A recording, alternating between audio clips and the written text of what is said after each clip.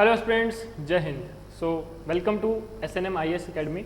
So guys, today we will discuss another top 5 best previous year questions of HPGK जो कि आपके previous HS exam में जो है वो आए हुए हैं, ठीक है। और ये क्वेश्चंस ऐसे हैं जो कि हाल ही में लास्ट जो आपका एग्जाम हुआ था HS का उसमें आपको देखने को मिलेंगे। आज हम इनको जो कम्प्लीटली डिस्कस करेंगे और जैसे कि मैंने आपको लास्ट टाइम कहा था कि हम जो 5 क्वेश्चन डिस्कस करेंगे उसको हम इस तरह से डिस्कस करेंगे कि उन्हीं क्वेश्चन से कुछ और क्वेश्चन कैसे बन सकते हैं, तो वो चीज़ भी जो है वो हम साथ साथ में उसको इस तरह से डिटेल्ड में जो है वो डिस्कशन करेंगे। क्लियर है स्टूडेंट्स? बाकी अगर आपके कोई सजेशन हो तो आप कमेंट बॉक्स में लिख सकते हैं, ठीक है। You are free to give your suggestions, ठीक है। एंड जो हमारा ये सीरीज़ रहेगी, देखिए ये जो HPGK की सीरीज़ है इसमें मैं आपको जितने भी प्रीवियस ईयर क्वेश्चंस हैं आपके HS एग्जाम के या फिर आपके जो जितने भी क्लास 1 एग्जाम में जो HPGK के क्वेश्चंस आए थे वो हम यहाँ पे डिटेल में जो है वो डिस्कस करेंगे, ठीक है। इससे क्या होगा कि आपका जो आने वाला HS का एग्जाम है उसकी प्रिपरेशन भी होगी, क्योंकि आपने देखा होगा कई बार जो आपका एग्जाम है उसमें प्रीवियस ईयर क्वेश्चंस जो है वो पूछ लिए जाते हैं। अगर डायरेक्ट नहीं आते हैं तो इनडायरेक्ट वे में जो है वो आपसे पूछ लिए जाते हैं, ठीक है। दैट्स वाई आपको हर कोई ऐसा ही बोलेगा कि प्लीज़ आप जो हैं वो प्रीवियस ईयर पेपर्स को सॉल्व करें। एटलीस्ट लास्ट 10 ईयर्स के जो क्वेश्चन पेपर्स हैं आपके HS के उनको आप प्रैक्टिस आउट करें, प्रैक्टिस जो है वो उसकी अच्छे से करें, ठीक है।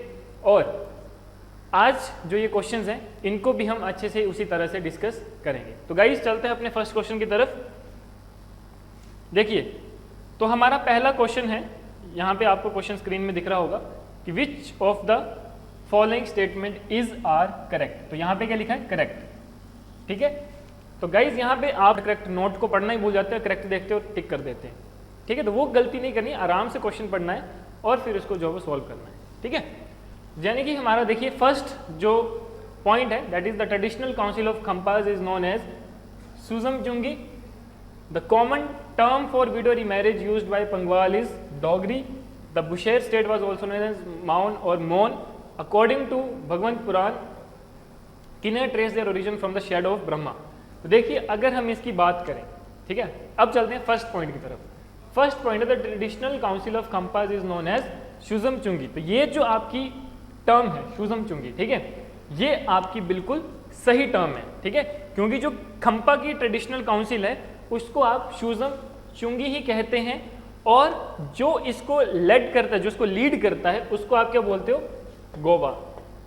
तो देखो कई बार ये भी आ जाता है कि गोवा किसको बोलते हैं, ठीक है, ये भी जो है वो इंपॉर्टेंट है, ठीक है। तो जो भी इस ट्रेडिशनल काउंसिल को लीड करता है लेड बाय गोवा, ठीक है।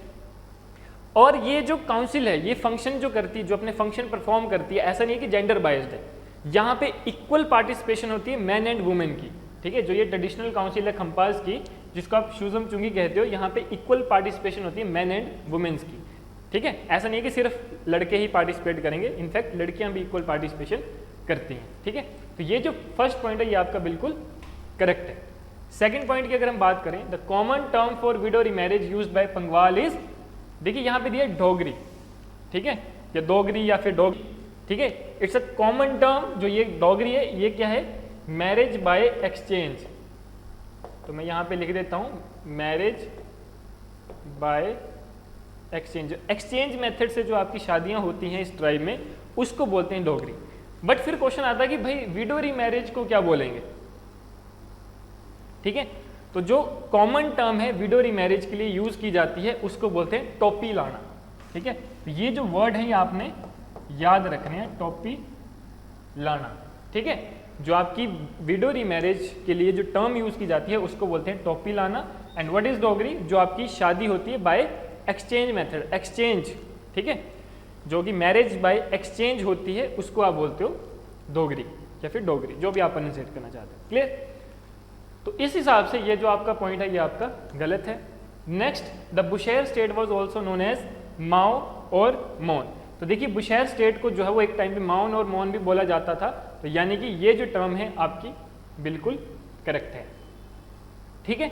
उसके बाद according to Bhagwant Purana Kinnar trace their origin from the shadow of Brahma, ठीक है। देखिए किन्नर्स का मतलब क्या है? किम प्लस नर, यानी कि इसको अश्वमुखी भी कहा जाता था। क्या बोला जाता था? अश्वमुखी। अश्वमुखी का मतलब क्या है? देखिए अगर आपने ये चीजें पढ़ी होंगी तो अश्वमुखी का मतलब है कि it has appearance of a half man and half horse, ठीक है।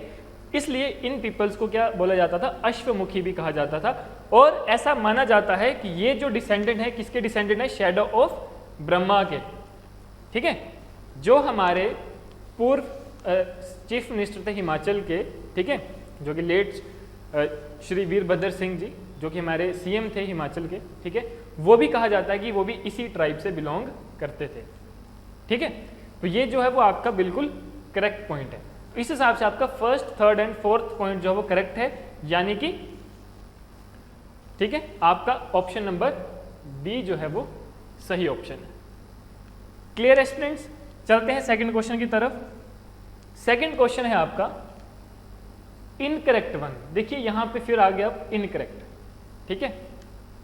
अब हमें वो आंसर सिलेक्ट करना है जो पॉइंट गलत है, ठीक है। यहां भी आपको फर्स्ट पॉइंट दिया है, Saint Andrews church in Chamba carries the influence of Scottish architecture. तो अगर मैं बात करूं सेंट एंड्रयूज चर्च की, जो कि चंबा में है, ठीक है, उसको आप और क्या बोलते हो, उसको आप चर्च ऑफ स्कॉटलैंड भी बोलते हो। क्या बोलते हो? चर्च ऑफ स्कॉटलैंड, ठीक है। और इसकी नींव किसने रखी थी?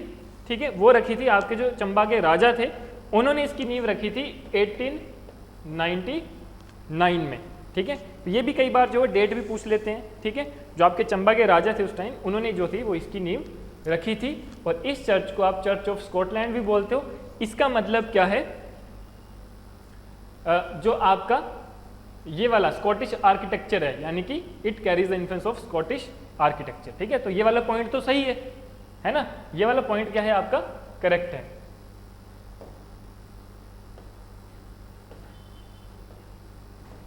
ठीक है, तो ये पॉइंट तो करेक्ट है आपका, ठीक है। हमें आंसर कौन सा टिक करना है, जो आपका इनकरेक्ट है। सेकंड पॉइंट है the architecture of Mani Mahesh Lakshmana Devi temple is Indo Aryan Nagar style, यानी कि शिखर स्टाइल का टेम्पल है, ठीक है। लेकिन मैं अगर आपको बताऊं, जो आपका मनी महेश का लक्ष्मणा देवी, जो ये मनी महेश लक्ष्मणा देवी टेम्पल है, ये जो है वो आपका पेंट रूफ्ड टेम्पल है। कौन सा टेम्पल है आपका? Pent roofed temple. Pent roof temple का मतलब जो इस तरह से होता है ऊपर वाली साइड को, या फिर इस तरह से, ठीक है, या सिंपल ऐसे, ठीक है। तो पेंट रूफ ये क्यों बनाया जाता है कि डायरेक्ट रेन और स्नो जो पड़ती थी आपके टेम्पल्स पे, तो वो साइड से नीचे गिर जाए, वो ऊपर ही जमी सेट ना हो जाए, ठीक है, या ऊपर ही ना रहे। तो जो आपका ये टेम्पल है that is pent roofed temple, तो यानी कि शिखर स्टाइल नहीं है, तो यानी कि ये वाला ऑप्शन क्या है आपका, गलत है, ठीक है। नेक्स्ट है Champavati temple in Chamba is build in Graeco Buddhist art of Gandhara. अगर मैं इसकी बात करूं, देखो चंपावती टेम्पल, आपको पता है चंपावती कौन थी? चंपावती द डॉटर ऑफ साहिल वर्मन। कौन थी ये? डॉटर ऑफ साहिल वर्मन, ठीक है। साहिल वर्मन जो आपके चंबा के राजा थे, जिन्होंने चंबा की जो कैपिटल थी वो भरमौर से मेन चंबा में शिफ्ट करी थी, ठीक है। तो उन साहिल वर्मन की ये डॉटर थी चंपावती, ठीक है। और साहिल वर्मन ने ही इनकी याद में, अपनी बेटी की याद में चंपावती टेम्पल जो था वो बनाया था, ठीक है। अब ये देखिए चंपावती टेम्पल है, तो इसमें जो है आर्ट कौन सा? ग्रेशियो बुद्धिस्ट आर्ट ऑफ गंधारा नहीं है। इसमें किसकी आइडल रखी गई है? इसमें माँ दुर्गा की, ठीक है, या महिषासुर की जो माता है, ठीक है, महिषासुर रानी, यानी कि आप बोल सकते हो गॉडेस दुर्गा, उनकी जो है वो आइडल यहाँ पे रखी हुई है, ठीक है। क्लियर? तो इस हिसाब से ये वाला पॉइंट भी क्या हुआ, गलत हुआ, यानी कि ये चीज नहीं आएगी, इसकी जगह क्या आएगा, ठीक है। मैंने आपको बता दिया शिखर स्टाइल में बनाया गया है ये मंदिर, और इसमें जो है वो आइडल किसकी रखी गई है? माँ दुर्गा की, ठीक है, दुर्गा माता की, यानी कि ये पॉइंट भी आपका क्या है, इनकरेक्ट है। नेक्स्ट आता है the brass idol of the goddess of Chhatrari Shakti Devi temple district is in the Kashmiri style. तो देखिए जो छतराड़ी देवी टेम्पल था, ये आपका टेम्पल बनाया था मेरू वर्मन ने, जो कि राजा मेरू वर्मन थे, उन्होंने ये टेम्पल बनाया था। और ये बिल्कुल सही है, वहाँ पे जो है कश्मीरी स्टाइल में जो वो ये इसकी जो ये brass idol of the goddess है, ठीक है, ये कश्मीरी स्टाइल में वहाँ पे रखा गया है। तो यानी कि ये ऑप्शन, ये जो पॉइंट है, ये भी आपका बिल्कुल करेक्ट है। तो यहाँ पे हमसे पूछा था इनकरेक्ट, तो इनकरेक्ट कौन कौन से हैं आपके, सेकंड एंड थर्ड। इस हिसाब से हमारा सही ऑप्शन कौन सा होगा, ऑप्शन नंबर ए। क्लियर। अब चलते हैं नेक्स्ट क्वेश्चन की तरफ। तो नेक्स्ट क्वेश्चन है चूज द इनकरेक्ट आंसर। देखिए फिर से यहाँ पे क्या आ गया, इनकरेक्ट। किन्नौर भी बोलते हो, ठीक है, किन्नौर की माँ भी बोलते हो, गॉडेस ऑफ किन्नौर भी बोलते हो, या फिर माथी टेम्पल जो वो आपकी किन्नौर में स्थित है, ठीक है, इसलिए आप ये बोल सकते हो कि अबोर्ड ऑफ गॉडेस माथी इज चिटकुल। तो ये आपका जो पॉइंट है ये बिल्कुल करेक्ट है। सेकंड अगर हम बात करें, a living geographical museum is Lingti valley, ठीक है, तो ये भी बिल्कुल सही है। जो आपका लिविंग जियोग्राफिकल म्यूजियम है वो आपका कहाँ पे, लिंगटी वैली में, तो ये पॉइंट भी आपका जो हो बिल्कुल सही है। उसके बाद आता है चसक बटोरी इज द हाईएस्ट, ठीक है, is the highest village in Lahaul valley, ठीक है। तो मैं आपको बता देता हूँ कि चसक बटोरी जो है वो आपका हाईएस्ट पीक या हाईएस्ट विलेज तो है, बट वो लाहौल वैली में नहीं है, वो कहाँ पे है, पांगी वैली में। कहाँ पे है, पांगी वैली में। और आपको पता है कि पांगी वैली कहाँ पे आपका, डिस्ट्रिक्ट चंबा में, और ये पांगी वैली सबसे जो है वो कॉर्नर पॉइंट प्लेस है डिस्ट्रिक्ट चंबा का, जिसको कनेक्ट किया जाता है चंबा डिस्ट्रिक्ट के साथ थ्रू साच पास। तो साच पास जो कि साल में सिर्फ लगभग 2 महीने ही खुलता है, ठीक है, तो इस पास के थ्रू जो है वो पांगी वैली को, जो डिस्ट्रिक्ट हेडक्वार्टर है चंबा, उसके साथ जोड़ा जाता है, ठीक है, उसके साथ जो है वो कनेक्ट किया जाता है। तो यहाँ से देखिए आपके और क्वेश्चंस भी बनकर जो है वो आ रहे हैं। क्लियर। तो यानी कि ये वाला जो पॉइंट है ये आपका गलत है। नेक्स्ट पॉइंट की बात करें, the highest peak of the Kinnaur Kailash massif in Jorkanden, ठीक है, तो अगर मैं बात करूं जो किन्नर कैलाश रेंज है उसका हाईएस्ट पीक जो है वो जोरकंदन ही है, ठीक है। अगर मैं इसके एल्टीट्यूड की बात करूं तो इट इज अप्रोक्सीमेट 6473 मीटर, ठीक है, और ये आता है आपका ग्रेटर हिमालयन में आता है, जो कैलाश रेंज है, किन्नर कैलाश रेंज है, उसमें जो है वो आपका लाई करता है। तो ये पॉइंट आपका ठीक है। उस हिसाब से आपका कौन सा आंसर जो है वो, मतलब कौन सा पॉइंट जो वो इनकरेक्ट है, दैट इज थर्ड पॉइंट। तो सही ऑप्शन कौन सा होगा आपका, ऑप्शन नंबर ए, क्योंकि आपको यहां पे क्या बताना था, इनकरेक्ट आंसर, ठीक है। चलिए आगे। नेक्स्ट क्वेश्चन आता है, the first one day international cricket match was played between, ये किस किस के बीच में हुआ था, जो फर्स्ट ओडीआई मैच हुआ था। सबसे पहले अगर मैं बात करूं तो ये ओडीआई मैच कब हुआ था, ये आपका हुआ था 27 जनवरी 2013 में, ठीक है, 27 जनवरी 2013 में ये मैच हुआ था, और ये मैच खेला गया था इंडिया और इंग्लैंड के बीच में, ठीक है, जिसमें इंग्लैंड जो थी वो विनर टीम थी, ठीक है, England won the match by 7 wickets. कई बार ये भी पूछ लिया जाता है तो पता होना चाहिए, बाय 7 विकेट, 7 विकेटों से इंग्लैंड ने ये मैच जीता था। तो यानी कि आपका सही ऑप्शन कौन सा है, ऑप्शन नंबर ए। क्लियर, ठीक है। यहां तक नेक्स्ट जो आपका लास्ट क्वेश्चन है, this is also very important question, the Jat tribe of Himachal Pradesh are followers of which of the following religion.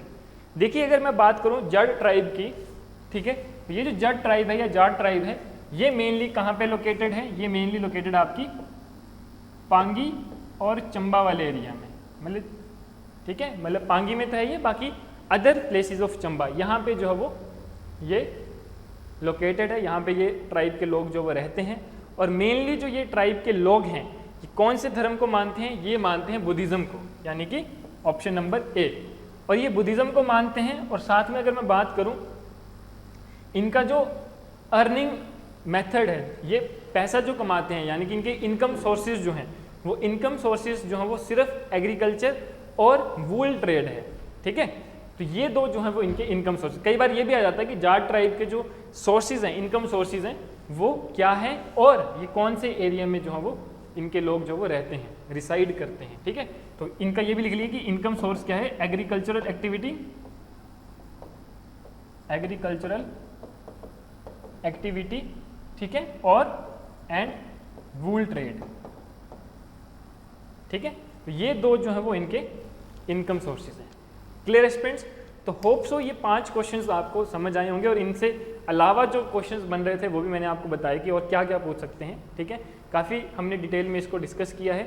बाकी फिर भी आप जो भी सीरीज़ के साथ बने रहें, आपको और भी क्वेश्चंस जो हैं वो मे बी ये क्वेश्चंस आपने पढ़े हों, आपको आते हों, बट फिर भी कुछ बच्चे होते हैं जिनको जो है वो इनके बारे में पता नहीं होता है, और जिनको आते हैं उनको डायरेक्ट कई बार होता है कि सिर्फ आंसर ही पता है। तो डिटेल के साथ आंसर आपको जो पता होना चाहिए इसका, क्योंकि आपको नहीं पता कि इस साल ये क्वेश्चन ऐसे आया था और नेक्स्ट टाइम यही सेम क्वेश्चन किसी और तरीके से पूछ लिया जाए। तो आपको बेसिक नॉलेज होना बहुत ज़रूरी है। दैट्स वाई मैं आपको यहाँ पे जो क्वेश्चंस करवाता हूँ वो बेसिक पांच क्वेश्चन का ही सेट लेकर आता हूँ, बट वो मैं आपको इसी तरह से करवाऊंगा, बिल्कुल एक्सप्लेनेशन के साथ, डिटेल्ड एक्सप्लेनेशन के साथ, कि आप उन 5 से और 5 क्वेश्चंस जो आपके आ सकते हैं वो भी आपके कवर हो जाएं। ठीक है guys? So guys that's all for the day. मिलते हैं हम नेक्स्ट वीडियो में, तब तक के लिए थैंक यू, जय हिंद।